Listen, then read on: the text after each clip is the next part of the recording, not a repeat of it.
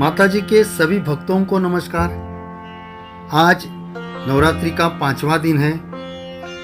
आज हम दर्शन करने वाले हैं बीकानेर की माताजी करणी माता के। इस वीडियो में मैं माताजी करणी माता की कहानी बताने वाला हूँ और माताजी के दर्शन के लिए जाने के लिए कैसे जा सकते हैं, नज़दीक का एयरपोर्ट और नज़दीक का रेलवे स्टेशन कौन सा है, ये सब मैं बातें इस वीडियो में बताने वाला हूँ। करणी माता मंदिर का सबसे नज़दीकी एयरपोर्ट जोधपुर एयरपोर्ट है, जो यहाँ से करीब 220 किलोमीटर की दूरी पर मौजूद है। एयरपोर्ट से मंदिर तक पहुँचने के लिए टैक्सी या किराए पर गाड़ियाँ ले सकते हैं। अगर आप ट्रेन से जाना चाहते हैं तो बीकानेर स्टेशन सबसे नज़दीक का रेलवे स्टेशन है।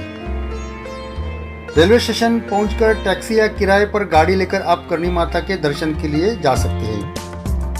बीकानेर रेलवे स्टेशन विभिन्न शहरों से जुड़ा हुआ है, इसलिए हर एक शहर से वहां तक रेलवे आ जाती है। और बीकानेर रेलवे स्टेशन से यह मंदिर 30 किलोमीटर की दूरी पे है।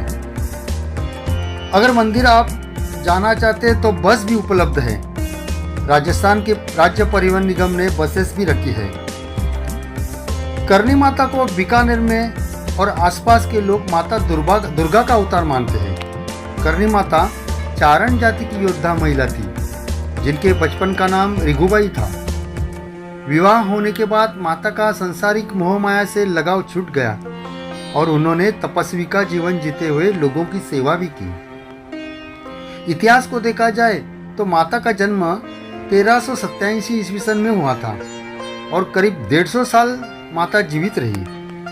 कहा जाता है कि करणी माता की शादी सातिका गांव के किपोजी चारण नामक व्यक्ति से हुई थी, जिनकी शादी के बाद ही माता ने तपस्वी जीवन में प्रवेश कर लिया और अपनी छोटी बहन गुलाब की शादी अपने पति के साथ करवा दी। गुलाब के पुत्रों को माता अपने पुत्रों के समान ही मान देती थी।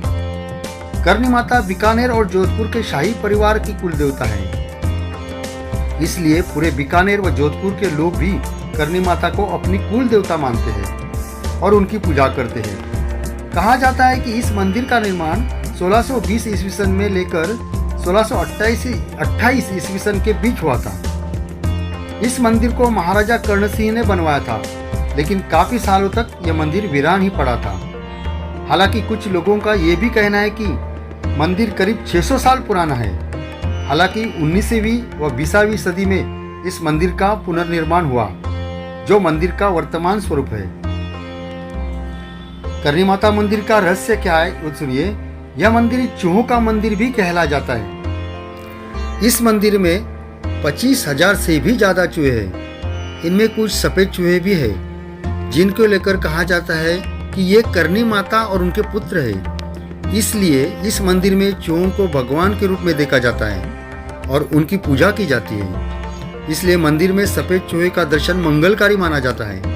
इतना ही नहीं, मंदिर में मिलने वाला प्रसाद चूहों का झूठा होता है, लेकिन आज तक इनसे किसी भी प्रकार की कोई भी बीमारी नहीं फैली। सबसे महत्वपूर्ण बात यह है कि इस मंदिर में प्रवेश करने के बाद आपको बहुत ही सावधानी बरतनी पड़ेगी।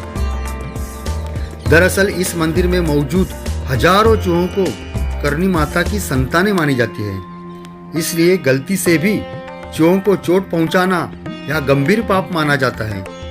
लोगों के पैरों के नीचे आने की वजह से किसी चूहे को कोई नुकसान न हो, इसलिए यहाँ पर पैर उठाकर चलना मना है, बल्कि पैर घसीटकर चलना पड़ता है।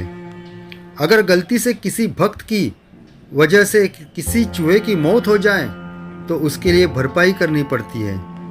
ऐसा होना अशुभ और गंभीर अपराध माना जाता है। अगर किसी व्यक्ति के पैरों के नीचे आने से किसी चूहे की मौत हो जाए तो मरे हुए चूहे के वजन के बराबर का सोने से बना हुआ चूहा मंदिर में समर्पित करना पड़ता है। मतलब दोस्तों, आप एक बार ध्यान दो यहाँ पे कि अगर आपके पैरों के नीचे कोई चूहा मर जाता है तो आपको क्या करना पड़ेगा कि चूहे के वजन के बराबर सोने का चूहा एक बनाकर आपको मंदिर में समर्पित करना पड़ेगा। तो मैं कहता हूँ कि इस मंदिर में अगर जाते हैं तो आप सावधानी बरतें। करनी माता मंदिर की वास्तुकला अगर देखने जाए तो मुगल शैली की लगती है।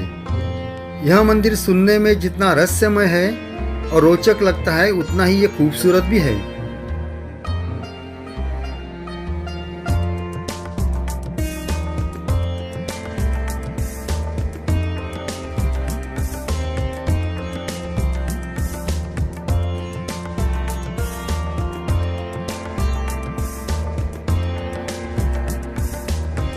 तो दोस्तों, अब माता जी के दर्शन का वक्त है, तो आप लोग माता जी का दर्शन करें।